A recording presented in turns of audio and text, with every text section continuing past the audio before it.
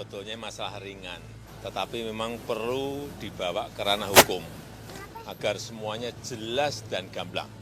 Saya berkali-kali minta klarifikasi tentang apa sebetulnya peristiwa yang terjadi di tanggal 26 Maret 2025 tersebut. Sampai dengan terakhir, saya tidak mendapatkan sebuah jawaban. Pengumuman di koran kedaulatan rakyat tercantum nama Joko Widodo terhadap koran tersebut telah dipastikan keasliannya melalui keterangan staf perpustakaan. Ya, saya merasa tidak tahu menahu tentang apa peristiwa yang dilaporkan tersebut. Karena pada tanggal tersebut ya saya bisnis as usual aja ya. Bareskrim tuh nggak punya kewenangan untuk menghentikan penyelidikan maupun penyidikan. Puncak kegeraman atau puncak kemarahan dari seorang perempuan itu kan menangis, Mbak Yuli.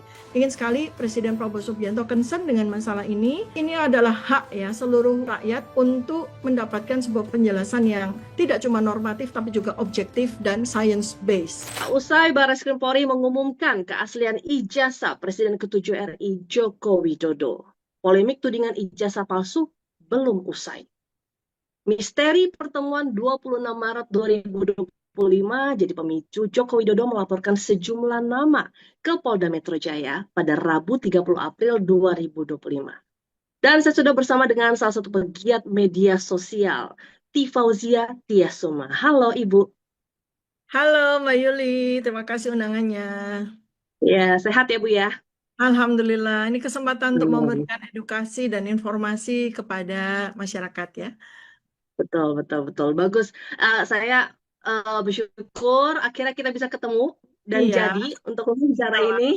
Ya, saya tertarik dengan quote Ibu yang akhir-akhir ini memang jadi sorotan. Kalau perempuan menangis, berarti dia ada di puncak kemarahannya. Wah, itu cukup itu itu cukup menyita perhatian saya. Ini menarik sekali nih untuk saya kulik gitu ya Bu ya. Tapi ya. Ibu Tifa izinkan sebelum kita ngobrol panjang terkait ijazah Pak Jokowi, saya mau kenal dulu nih. Sebenarnya Ibu Tifa ini sehari-harinya ngapain aja? Terus misalkan apakah Ibu ada praktek sebagai dokter atau sebagai apa Bu? Baik, ya. Pertama, walaupun saya dokter memang ya, jadi dokter itu sebetulnya terikat kepada sebuah janji kepada negara yang disebut sebagai surat izin dokter atau surat penugasan yang saya terima setelah saya mendapatkan ijazah penuh sebagai dokter ya. Jadi itu melekat, artinya dengan tanpa SIP itu saya mendapatkan sebuah kewajiban sampai meninggal gitu ya. Jadi misalnya kalau misalnya saya naik pesawat gitu ya, terus kemudian ada sebuah accident gitu, maka akan ada announcement siapa yang dokter di sini. Nah, saya punya kewajiban untuk langsung menyampaikan bahwa saya dokter dan punya kewajiban yang melekat. Jadi nggak akan ditanya, Bu punya SIP nggak, karena kami itu punya surat, namanya surat penugasan gitu ya. Jadi itu. Tapi memang sebagai dokter apa namanya praktek itu sudah saya lepas izin saya sejak 2012. Kenapa? Karena waktu itu saya mendapatkan tugas untuk belajar di luar. Kemudian ketika pulang, saya merasa sudah cukup dan bakti saya sebagai dokter praktek dan kemudian saya melanjutkan sebagai peneliti ya, sebagai peneliti sampai dengan hari ini. Jadi ya basically-nya sehari-hari saya melakukan penelitian, pengkajian dan mungkin sekitar lebih dari 25 tahun memang laboratorium saya itu di lapangan ya, dari Sabang sampai Merauke gitu ya, desa-desa 83.000 desa itu. Itu memang field saya di situ. Pasien saya karena saya seorang epidemiolog, pasien saya adalah masyarakat. Ya, itu. Jadi seperti itulah kurang lebih ya. Kemudian lebih dari seorang epidemiolog, saya juga menekuni bidang behavior ya, bidang behavior. Karena itu kan ketika kemudian terjadi sebuah polemik yang kurang lebih sekitar 9 tahun ya, sejak 2016, ketika seseorang jurnalis senior bernama Pak Bambang Tri itu diperkarakan. Nah, itu kan mengusik ya rasa rasa apa namanya rasa ingin mendapatkan jawaban atas pertanyaan mengenai ijazah tersebut yang nggak selesai-selesai juga sampai dengan hari ini. Jadi artinya itulah yang membuat kemudian ya sebagai perempuan ya saya sangat marah gitu ya, frustrasi sebetulnya. Kenapa sih sesuatu yang penyelesaiannya itu sebetulnya sangat sederhana, sebagaimana dulu Presiden Barack Obama dipertanyakan soal soal akte kelahiran, udah beliau selesai aja. Ini loh akte kelahiran saya. Nah, kenapa dalam hal ini beliau ini mantan presiden Pak Joko Widodo kenapa tidak melakukan hal yang sama? Kalau seandainya memang betul beliau punya ijazah asli, sederhana kan? Nggak perlu harus mengorbankan orang untuk dipenjarakan, dan apalagi sekarang juga kabarnya, walaupun saya juga belum tahu yang dilaporkan sama beliau itu siapa, juga kan belum jelas juga sampai dengan hari ini. Desas-desus saja kan, karena sampai dengan Iya, hari ini belum ada deklarasi siapa yang dilaporkan sama beliau. Gitu, Mbak oke. Yuli. Nah, ini Mm-mm. kan saya juga cukup memantau ya sosial media Ibu Tifa, baik dari di X juga banyak lah ya Bu.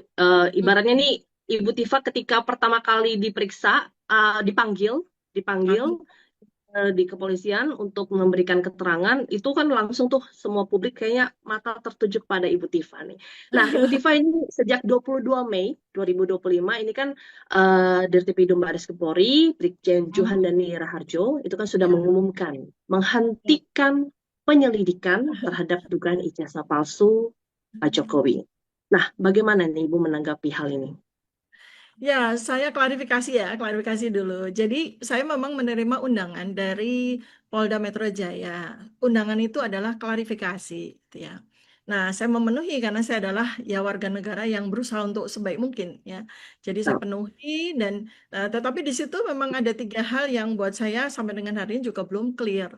Karena di dalam surat itu ada 3 komponen yang seharusnya ya, saya sebagai orang yang menerima undangan klarifikasi harusnya jelas. Pertama, ada seorang pelapor ya, karena peristiwa di Jakarta Selatan tanggal 26 Maret 2025 beliau merasa begini-begini sehingga ada pasal-pasal kepada terlapor. Nah, 3 hal ini terpenuhi, satu hal yaitu pelapornya jelas Insinyur Haji Joko Widodo. Kemudian ketika saya tanya kepada penyidik, siapa yang dilaporkan? Nah, tidak mau menjawab. Belum Bu, sedang kami olah. Oke, nah saya perannya sebagai apa ini? Saksi. Saksi atas peristiwa apa? Atas peristiwa di Jakarta Selatan 26 Maret 2025. Lah, saya sebagai saksi kan harusnya hadir dong dan di dalam peristiwa tersebut kan namanya juga jadi saksi gitu ya. Saya merasa tidak tahu menahu tentang apa peristiwa yang dilaporkan tersebut. Karena pada tanggal tersebut ya saya bisnis as usual aja ya, bekerja sehari-hari, merawat keluarga, anak-anak dan sebagainya. Nggak ada sebuah peristiwa spesifik yang membuat saya harus memberikan persaksian saya gitu ya. Apalagi persaksian itu terhadap orang-orang yang sampai selesai pemeriksaan, sampai selesai klarifikasi itu nggak disebut juga nama-namanya gitu ya. Sampai dengan hari ini itu ya, itu dari sisi klarifikasi saya. Kemudian Bareskrim. Sebenarnya gini loh, kita semua itu, saya ya terkhusus, merasa sebetulnya ingin sekali mendapatkan sebuah kejelasan. Jadi tanggal 22 Mei 2025 itu, wah harapan saya luar biasa. Akhirnya gitu ya, saya dan 280 juta rakyat Indonesia itu akhirnya bisa menyaksikan ijazah asli Pak Joko Widodo gitu ya. Nah tercenganglah kemudian ya, karena ternyata bukan ijazah asli, tetapi justru fotokopi sebuah ijazah yang itu pun posisinya terlipat gitu ya, bekas terlipat gitu. Wah, surprise sekali gitu loh. Kok bisa begitu? Kemudian yang dinyatakan sebagai ijazah asli itu hanya tersembul. Mungkin Komnas kan punya juga tuh kan rekornya ya. Hanya tersembul di pojokan gitu kan tanpa terlihat dengan jelas apakah betul itu adalah sebuah ijazah atau tidak gitu.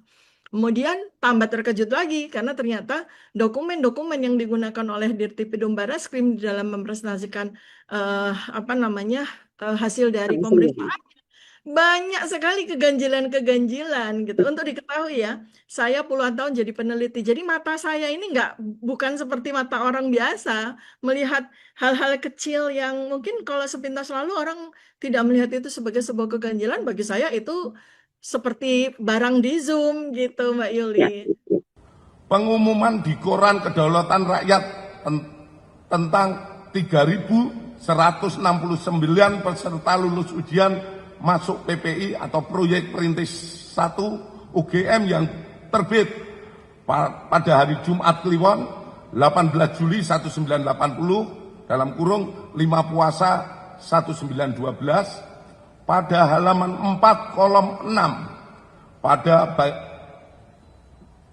pada bagian UGM Fakultas Kehutanan nomor 14 tercantum nama Joko Widodo terhadap koran tersebut telah dipastikan keasliannya melalui keterangan staf perpustakaan. Ya, Nah, itu kan kemarin kan Ibu juga sempat menyampaikan bahwa ada keganjilan ya, dari data yang digunakan Bareskrim.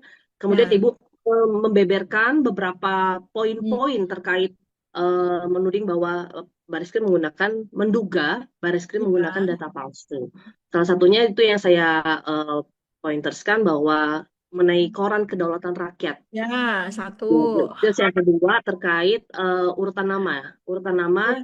setelah nama Pak Joko Widodo. Nah, itu bisa dijelaskan nggak, Bu? Ya, ya, izin ya, karena ini harus clear banget ya supaya Ya, masyarakat itu nggak disinformasi begitu. Yang pertama adalah tampilan pertama dari dokumen yang dipaparkan oleh Dirtipidum adalah Koran Kedaulatan Rakyat. Ini saya itu kan lahir dan dibesarkan di Jogja.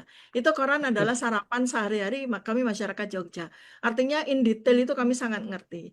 Ada satu ciri khas dari Koran Kedaulatan Rakyat yang berbeda dengan koran nasional yang lain, yaitu soal pencantuman kalender ya di pojok kanan atas itu. Ya, jadi kalender yang digunakan oleh Kedaulatan Rakyat sejak 80 tahun yang lalu, karena KR itu umurnya 80 tahun ya, itu ada dua penanggalan, satu kalender Masehi dan satu lagi kalender Jawa. Nah, sebagai orang Jawa, saya sangat hafal ya. Nah, itu saya kaget, karena apalagi juga disampaikan oleh Dirtipidum, yang saya rasa Pak Johandani juga orang Jawa ya. Jadi, tanggal pengumuman Proyek Perintis 1, PP1, yang berisikan nama-nama calon mahasiswa yang diterima di Proyek PP1 termasuk di UGM itu tanggal 18 Juli 1980 ya. Nah, dalam tanda kurung ya setelahnya itu penanggalan Jawanya itu seharusnya itu 5 Pasa atau 5 Poso tahunnya 1912. Tapi ternyata di Koran Kedaulatan Rakyat itu tertulisnya bukan Pasa, bukan Poso, tapi puasa. Ya, puasa itu bahasa Indonesia. Kemudian Pak Dirtipidum juga menyebutnya dengan polos gitu ya. 5 puasa 1912. Wah, terkejut sekali saya gitu ya. Wah, ini pasti tidak mungkin koran yang otentik ya, koran yang asli begitu. Nah, tambah lagi terkejut dengan detail dari urutan nama calon mahasiswa Fakultas Kehutanan UGM ya. Ada memang tersebut di situ ya nomor 14 itu Joko Widodo ya. Nah, di sini saya mau klarifikasi bahwa yang saya akan sebut selanjutnya Joko Widodo ini adalah mahasiswa Kehutanan UGM 1980 ya, bukan yang kemudian menjadi presiden ya. Bukan ya. Ini calon mahasiswa bernama Joko Widodo ya yang diterima di program sarjana Kehutanan UGM. Nah, yang menarik adalah di nomor 8 ada nama yang itu sama sekali bukan nama mahasiswa Kehutanan UGM 1980 karena ditulis di situ Anji Pramaria, sambung ya, Anji Pramaria dengan apa namanya, dengan spelling lama ya, ejaan lama. Anji, ANDJI, Anji. Ya, berarti bacanya kan Anji, bukan Andi ya. Anji Pramaria. Sementara ya, kita semua tahu bahwa salah satu lulusan Kehutanan UGM 1980 yang menyatakan diri, dia berkali-kali di segala macam media maupun sosmed gitu ya. Beliau ini bernama Andi Pramaria, Insinyur Andi Pramaria, pemegang ijazah dari UGM ya tahun 1985 seperti itu. Jadi nggak ada nama Anji Pramaria, itu nggak ada. Yang ada adalah Andi Pramaria.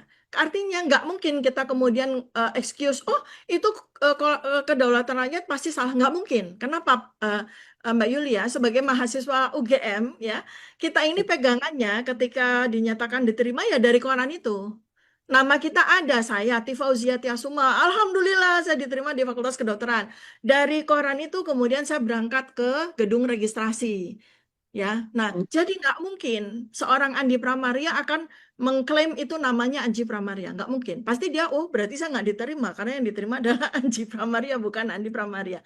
Nggak mungkin ya. Itu kesalahan fatal yang kedua. Kemudian, nah kesalahan fatal yang ketiga adalah ternyata kalau kemudian kita konversikan dengan atau kita inline-kan dengan dokumen berikutnya yang juga disampaikan oleh Bareskrim, yaitu terkait dengan formulir pendaftaran baru sebagai mahasiswa yang ditulis sendiri oleh Joko Widodo, ternyata dia itu mendaftarkan diri di program SM atau sarjana muda, bukan sarjana. Nah, artinya kalau dia memang diterima di tahun 1980 itu sebagai calon mahasiswa kehutanan UGM, berarti dia tidak akan ada daftar namanya di Koran Kedaulatan Rakyat. Kan tidak Yang mungkin dong. sarjana muda KKN itu ya, Bu ya? Sarjana muda ya, dia sebagai sarjana muda, Iya. diterima sebagai Oke. sarjana muda. Seseorang bernama Joko Widodo ini diterima. Artinya apa? Namanya nggak mungkin ada di urutan ke-14 calon mahasiswa program sarjana. Karena untuk mahasiswa program sarjana muda itu pasti kolomnya beda gitu. Nah, ini yang tiga hal ini yang merupakan sebuah keganjilan dan perlu sekali untuk klarifikasi. Karena kan kita sangat ingin kepolisian dalam hal ini Bareskrim itu bekerja secara profesional. Itu baru tiga item yang saya Masih sampaikan ya. banyak ya, Bu? Oh, masih Masih banyak banyak. Oke, tapi Ibu Tifa, keganjilan-keganjilan. Mm-mm. hasil forensik dari keaslian ijazah Jokowi yang sudah diumumkan oleh Bareskrim Polri Nah, akan jadi bahan analisis kasus pencemaran nama baik di Polda Metro Jaya. Bagaimana, Ibu? Jadi ya, ya, beriring berjalan dengan meminta klarifikasi, namun ini juga prosesnya sudah berjalan di Polda Metro Jaya. ya, karena gini ya, saya kan ini masih desas-desus kan ya, belum ada bukti bahwa saya menjadi terlapor gitu kan. Saya Tuh, masih dalam undangan klarifikasi Polda itu kan saya sebagai saksi begitu ya. Jadi kan tuh. desas-desus. Tetapi alhamdulillah ya saat ini sudah ada 80 lebih kuasa hukum, para lawyers Tuh. papan atas begitu yang secara involuntary ya, secara mereka tuh Ya, dengan keikhlasan membantu saya untuk menerjemahkan ya ilmu-ilmu hukum yang tentu saja tidak saya kuasai dengan baik. Nah, dari mereka saya mendapatkan penjelasan ya bahwa satu, Bareskrim tuh nggak punya kewenangan untuk menghentikan penyelidikan maupun penyidikan. Ya, oke. Bareskrim tuh nggak punya, karena yang punya kewenangan adalah pengadilan gitu ya. Artinya tidak bisa secara sepihak Bareskrim itu menyatakan penghentian penyidikan ataupun penyelidikan gitu ya, seperti itu. Itu bukan ranahnya, bukan domainnya dari Bareskrim. Makanya para tim TPUA yang melaporkan. Jadi ini kan sebenarnya ada dua peristiwa yang berbeda yang yang agak mix ya di antara masyarakat ini ada Bareskrim. Kalau yang satu lagi ini kan eh, laporan polisi yang disampaikan yang dilakukan oleh pelapor Pak Joko Widodo. Kan ini dua hal yang berbeda. Alamatnya juga beda gitu loh. Alamatnya itu beda. Yang satu Mabes, yang satu Polda Metro Jaya, Hmm. kan alamatnya beda. Nah, jadi yang kedua adalah sesuatu yang sedang dilakukan oleh Bareskrim bersama dengan Puslap 4 terhadap laporan aduan masyarakat di Mabes. Itu nggak bisa lalu dipakai ya untuk melakukan apa namanya melakukan Penyelidikan. kerjaannya di Polda Metro Jaya. Jadi artinya Oke. Polda Metro Jaya itu akan melakukan penelitian, akan melakukan penyelidikan beserta kemungkinan juga dengan puslapor itu atas laporan ini dan itu harus dilakukan dari sejak nol. Satu, dua, tiga, kemudian diperlukan pada Nanti akhir. diulang lagi ya, Bu ya. Ya, Harusnya di Polda harus Metro Jaya itu gitu. ada Ya, penyelidikan lagi lebih lanjut. ya, Oke. karena kan pastinya pihak yang TPU dalam hal ini yang melakukan aduan masyarakat kepada Mabes itu kan punya dokumen-dokumen yang kemudian diuji oleh Bareskrim. Nah, sementara pelapor itu kan juga punya dokumen-dokumen sendiri, nggak bisa dong dokumen kemudian dan ada penyitaan dokumen. Nah, ini kan juga tidak dilakukan, malah yang katanya ijazah palsu, sorry, yang katanya ijazah asli itu sudah dikembalikan beberapa hari sebelum Bareskrim menyampaikan konferensi pers kan. Itu kan harusnya kan ada penyitaan dokumen atau penyitaan barang bukti gitu loh. Jadi hal-hal Oke. yang seperti ini masyarakat itu ya sama seperti saya ya orang yang katakanlah tidak terlalu memahami atau cukup awam dalam hal hukum ya perlu ada orang-orang pakar-pakar yang memberikan penjelasan kepada saya. Jadi confirm sebetulnya itu kan sama dengan hari-hari di mana saya menjadi peneliti kan. Segala sesuatu itu harus ada apa Diuji. metodologi, proses dan iya Iya, tata laksana betul. yang kebetulan sama sih sebenarnya gitu. Jadi nggak bisa dong penelitian seseorang yang sedang dilakukan penelitian lalu tiba-tiba datanya diambil sama peneliti yang lain di apa di peristiwa yang berbeda itu nggak boleh kan. Karena Ya, betul, betul. ya tidak boleh gitu. Dan itulah yang kemudian diminta oleh kami. Jadi sebetulnya proses di Polda itu belum apa-apa, masih dalam klarifikasi. Kemudian karena Mabes ini juga sedang berjalan ya, mereka butuh gelar perkara. Karena saksi-saksi itu juga dari pihak yang mengadu, yang menyampaikan aduan masyarakat dalam hal ini adalah TPUA yang dipimpin oleh Pak Egy Sujana dan kawan-kawan itu kan semuanya belum diminta kesaksiannya. Kemudian dokumen-dokumen yang mereka ini juga belum dilakukan pemeriksaan gitu ya. Artinya proses itu seharusnya berjalan dulu sampai sampai titik akhir ada sebuah final conclusion, baru kemudian ke Polda baru jalan kalau memang perlu jalan, kalau enggak ya sudah gitu kan. Oke, Ibu Tifa, kita ke pertanyaan selanjutnya bahwa saya juga kan melihat beberapa unggahan dari Ibu Tifa terkait di X. Pertama itu saya melihat ada unggahan berkali-kali Ibu terkait Pak Kasmujo. Saya kasihan sekali dengan Pak Kasmujo, sudah sepuh, sudah pensiun, dijadikan tameng persekongkolan. Disuruh menghafal sebuah cerita, anaknya pendiam, tapi pintar, IP-nya ada 2,5 sampai 3,5, sederhana, suka pulang ke Solo naik sepeda. Ini yang Ibu kutip dari omongannya Pak Kasmujo. Nah ini sebenarnya apa sih Bu yang menjadi kegelisahan Ibu Tifa terkait Pak Kasmujo? Iya, sebetulnya ada dua hal ya, terutama alma mater kebanggaan dan kecintaan saya Universitas Gadjah Mada gitu. Itu saya sedih sekali gitu ya, karena UGM harus terseret dalam sebuah hal yang sebetulnya tidak sepatutnya itu terjadi, dan sampai dengan hari ini saya ngelihat UGM tuh struggle banget untuk melakukan sesuatu yang buat saya itu malah menjadi jauh sekali dari ranah mulia dari sebuah alma mater, sebuah universitas gitu.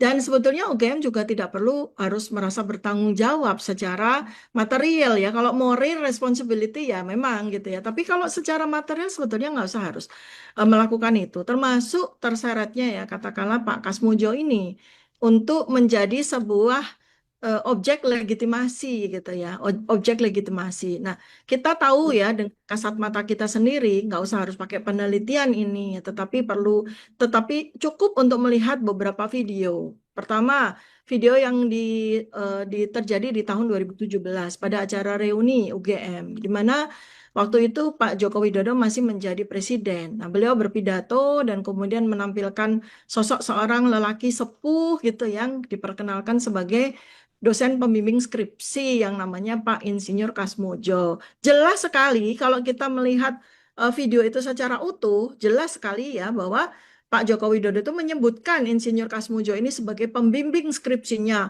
yang galak sekali, yang bolak-balik, bentak-bentak ya pada saat saya sedang melakukan konsultasi untuk skripsi saya. Seperti jelas itu, pembimbing skripsi jelas ya. Nah, kemudian pada beberapa kali video yang lain juga yang Pak Kasmujo juga menyatakan sendiri ya dengan bangga beliau mengatakan sebagai pembeda dan sebagainya. Itu kan menurut saya pada waktu itu saya belum menduga terjadi peristiwa-peristiwa yang merupakan sebuah keganjilan berbagai dokumen pendukung selain ijazah itu sendiri termasuk skripsi. Nah, baru kemudian kan sekarang menjadi sangat viral ya ketika Dr. Rismond Syahnipar itu meneliti tentang skripsi tersebut. Lalu kemudian kan jadinya kan akhirnya kita jadi tahu bahwa dosen pembimbing skripsi mahasiswa bernama Joko Widodo, saya bilang mahasiswa bernama Joko Widodo ya. Ini subjeknya itu pembimbing skripsinya ternyata Dr. Insinyur Ahmad Sumitro ya. Yang kalau seandainya memang skripsi itu terbit di tahun 1985, posisinya Pak Dr. Ahmad Sumitro itu belum profesor karena beliau itu baru menjadi profesor di bulan Maret kalau nggak salah tahun 1986 ya.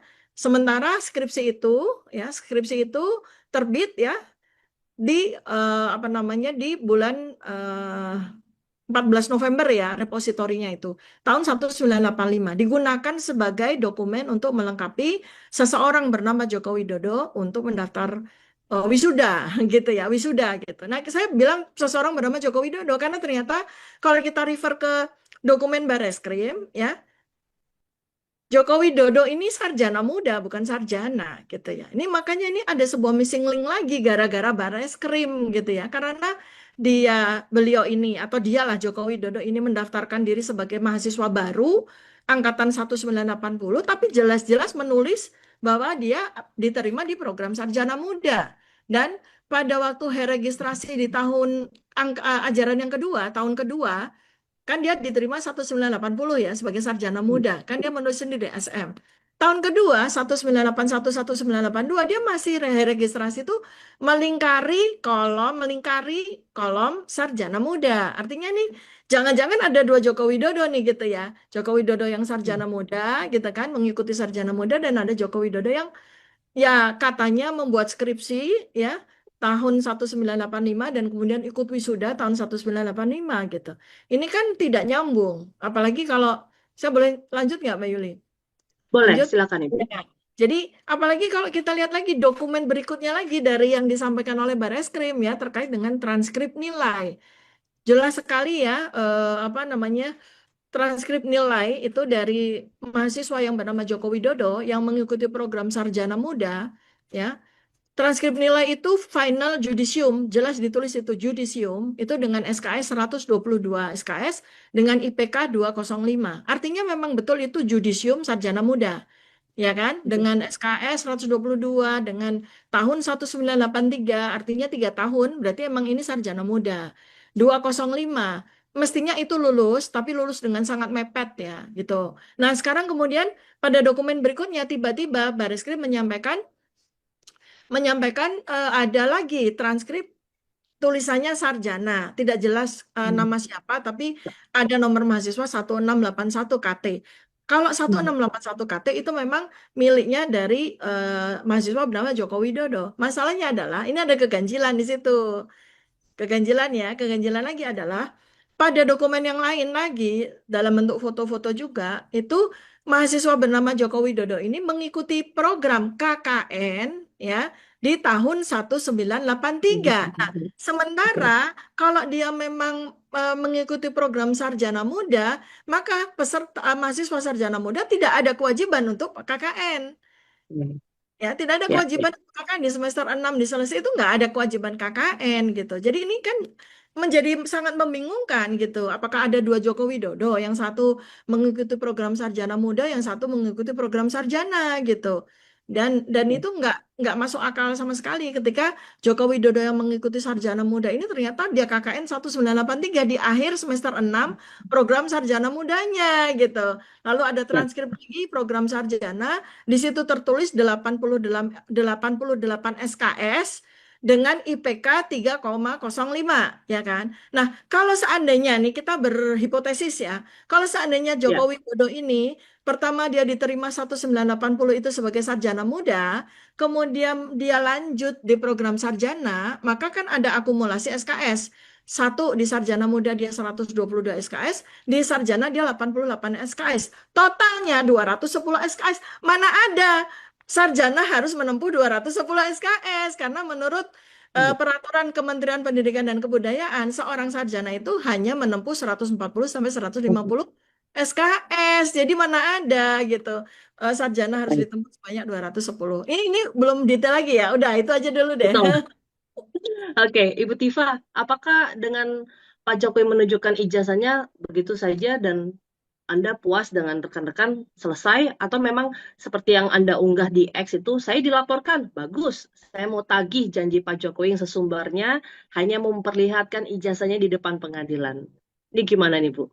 Dua hal ya jawaban saya. Satu, lah kan sudah ada pengadilan di Solo berkali-kali. Ya, pertama tahun 2016 dengan terdakwa Pak Bambang Tri, lalu kemudian tahun 2022 Pak Bambang Tri lagi. Itu kan sudah ada pengadilan, di mana di situ juga sudah ditanyakan sama semua perangkat hukum di situ, ijazahnya mana. Selesai sudah waktu itu kan. Konsekuensinya katakanlah Pak Bambang Tri waktu itu melakukan fitnahan atau hujatan ya sudah begitu. Tapi yang jelas sudah. Sehingga tidak ada peristiwa sekarang kan. Nah, ya kan itu. Baik. Lalu sekarang ini sudah ada ada dua pengadilan yang sedang berjalan. Satu pengadilan Solo, ya pelapornya, penggugatnya adalah Pak Dr. Muhammad Taufik, ya beliau seorang lawyer bersama dengan tim. Dan satu lagi di pengadilan Sleman yang sedang berjalan secara paralel. Itu bukankah sudah berkali-kali juga ditagih di situ? Yang katanya Pak Joko Widodo saya mau menunjukkan ijazah asli saya kalau pengadilan yang meminta itu pun juga nggak dipenuhi gitu loh.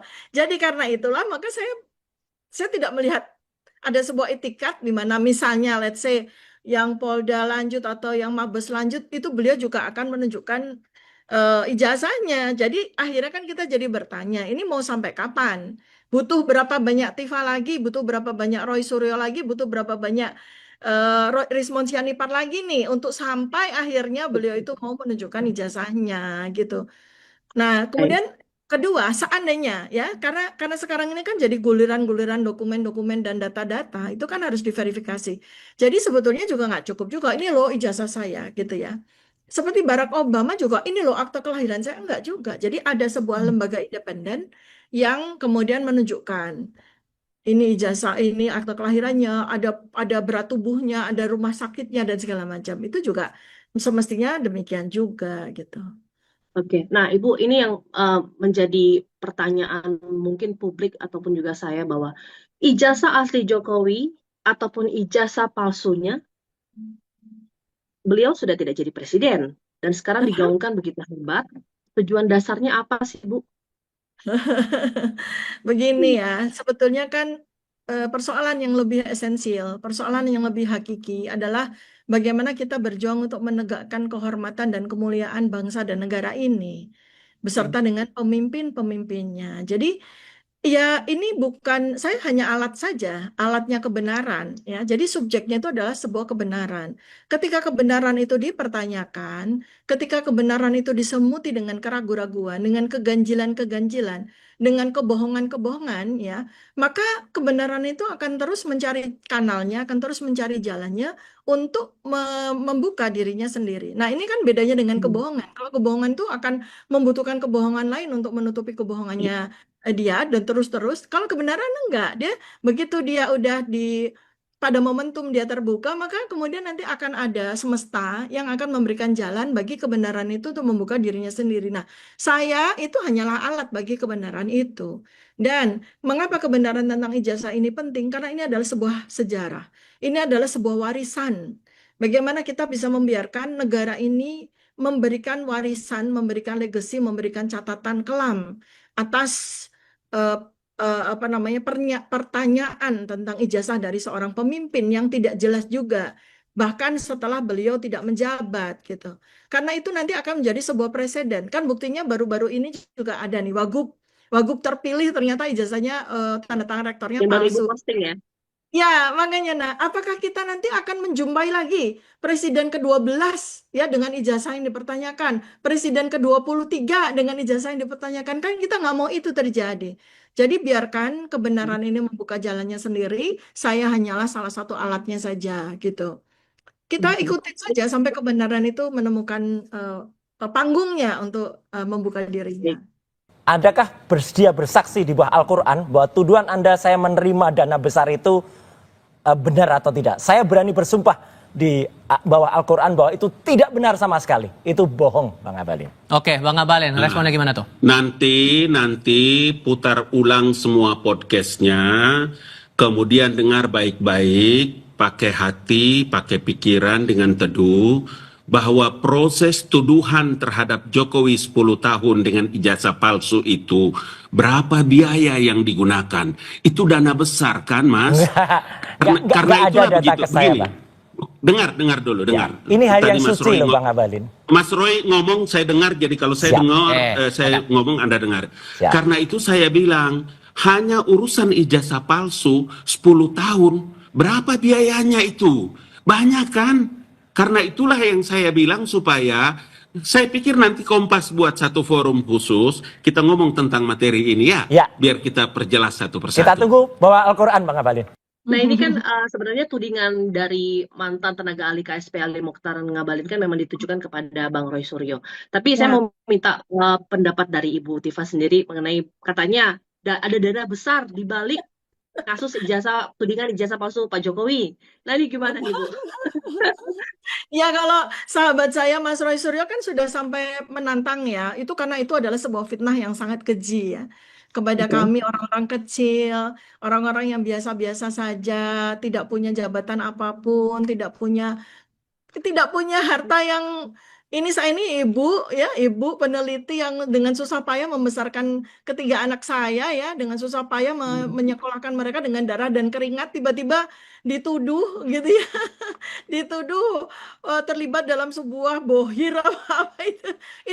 Itu tuduhan yang sangat keji ya, tuduhan yang sangat kejam. Anda mau tegaskan bahwa tidak ada penyokong dana di balik ini Ya, semua gini gitu Ibu ya. aja. Ayo gini, sekarang kita buka-bukaan ini rekening deh. Rekeningnya Ngabalin sama rekening saya deh.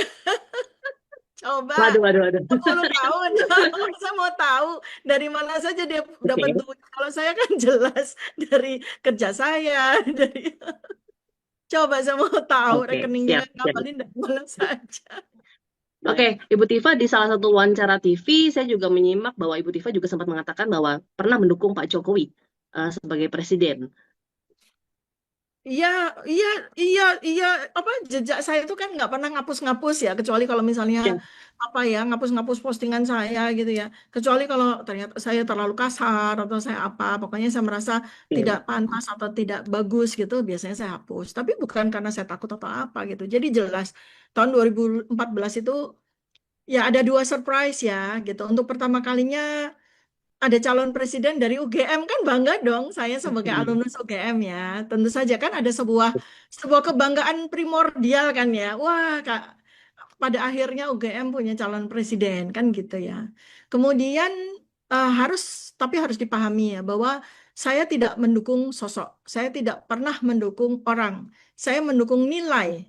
Nah, karena itu waktu itu saya mendukung beliau ini karena nilai kesederhanaan, nilai kebersahajaan, nilai dari orang biasa-biasa saja menjadi pejabat, dan itu kan sebuah nilai-nilai yang patut untuk saya apa ya, saya dukung lah begitu. Tapi kan kemudian along the way-nya terkejut-terkejut gitu ya. Oke, Waduh gitu ya seperti itu. Tapi adalah betul bahwa faktanya saya mendukung pada saat pencalonan beliau di tahun 2014 gitu. baik, Ya, baik, baik. tapi ya kan saya seorang peneliti yang harus objektif. Tapi kemudian Ya, ketika data-data, datum-datum yang ada selama 10 tahun kok makin lama makin mengaburkan nilai-nilai yang katanya kebersahajaan, kesadaran dan sebagainya ya, ya saya tidak lagi mendukung nilai yang dia anut kemudian kan gitu. baik. Uh, Ibu Tifa mengatakan bahwa kalau perempuan menangis berarti dia ada di puncak kemarahannya. Wah, terus Ibu juga ada katakan bahwa saya tidak takut di penjara. Bagaimana Ibu No. untuk konfirmasi terkait quote itu? Sebenarnya gini ya, saya tuh sedih sekali ya dengan Pak Bambang Tri dan Gus Nur ya. Saya tuh sedih sekali dan itu bertahun-tahun saya memendam kesedihan tersebut dan kegeraman tentu saja. Kegeraman tentu Hmm, saja. Kok bisa gitu tega-teganya seorang pemimpin ya itu memenjarakan orang tapi dia secara tidak adil itu juga tidak mau menunjukkan ijazah yang dipersoalkan oleh orang-orang tersebut. Kan sebegitu, katakanlah sebegitu kejamnya. Dan sekarang diulang lagi gitu. Dan ternyata desas-desusnya salah satu orang yang akan apa ya, dikriminalisasi seperti sekarang itu adalah saya, kan gitu ya. Saya berpikir tuh, kenapa sih gitu? Sampai butuh berapa orang lagi sih yang mau dipenjarakan sampai dia benar-benar mau membuka tabir ijazahnya gitu ya. Seperti itu ya.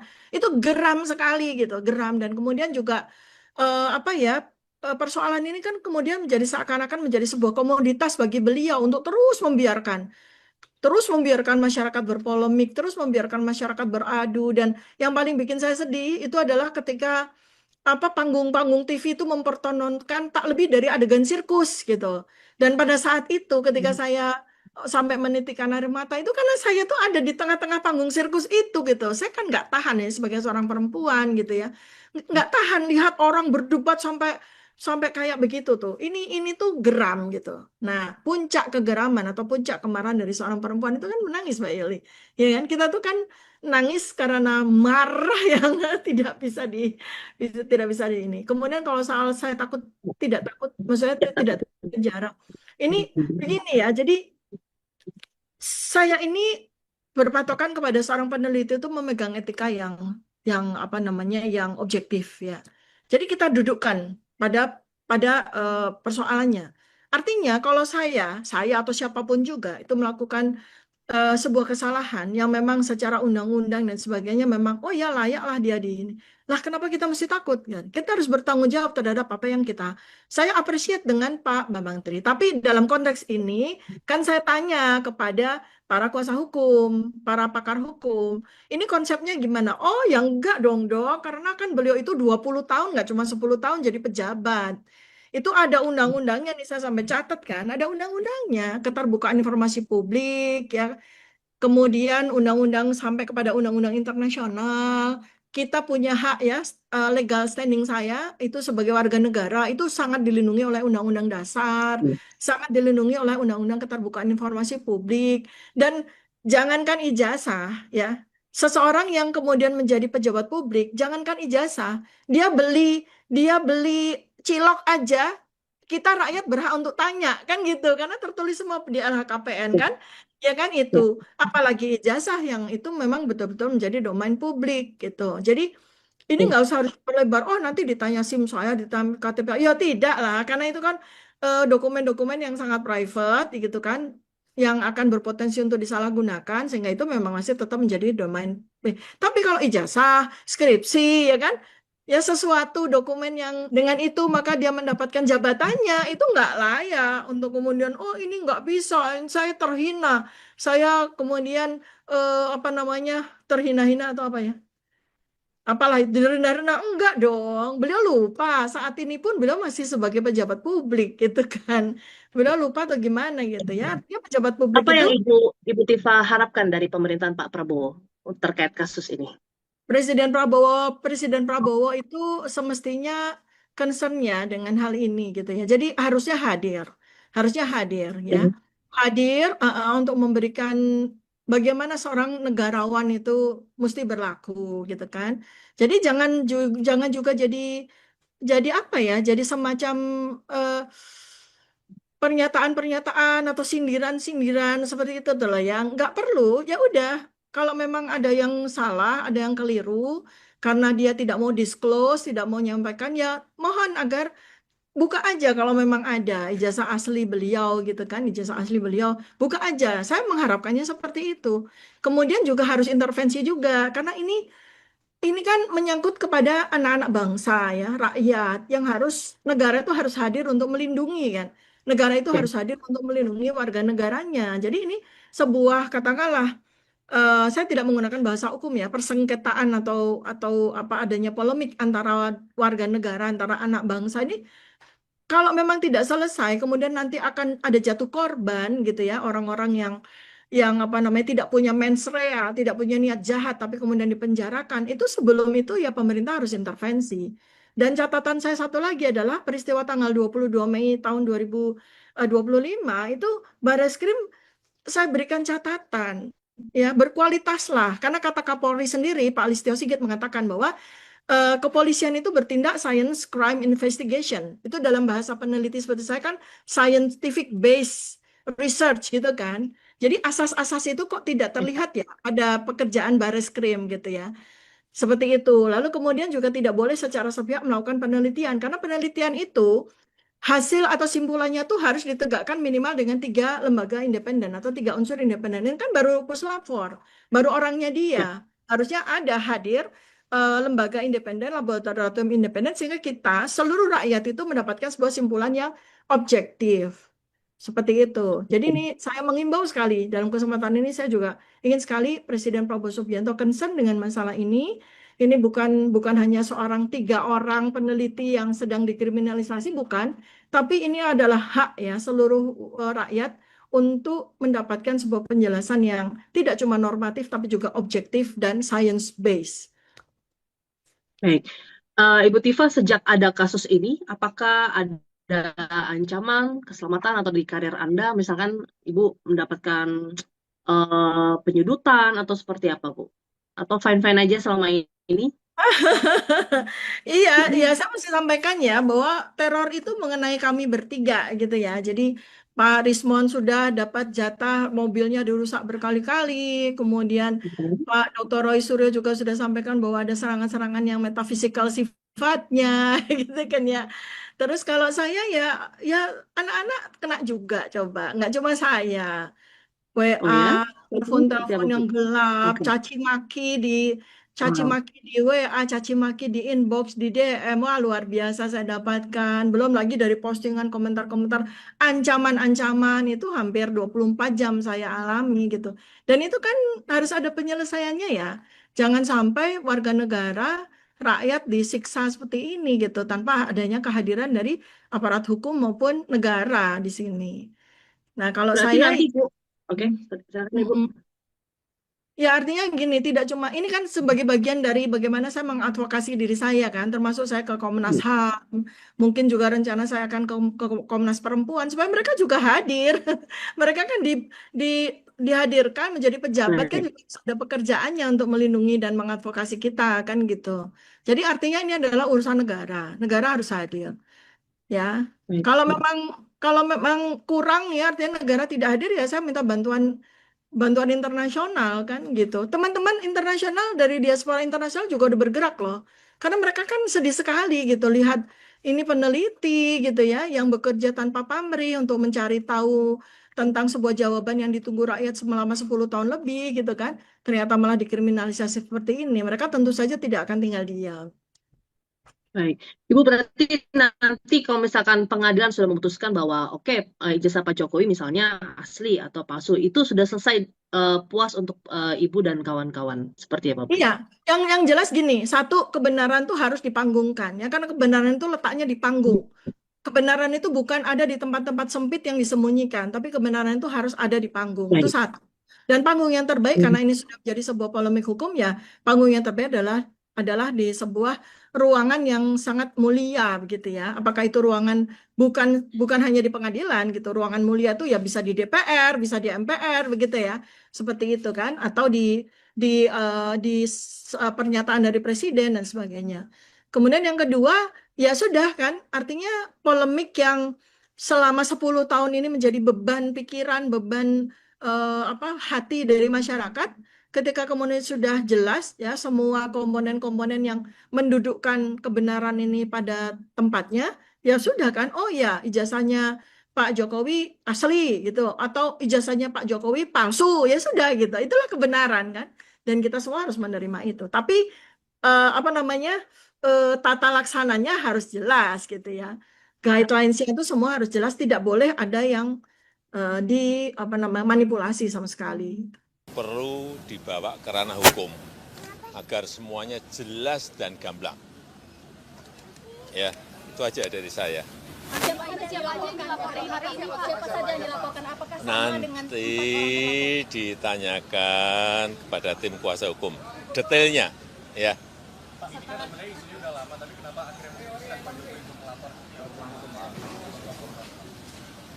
Ya dulu kan masih menjabat.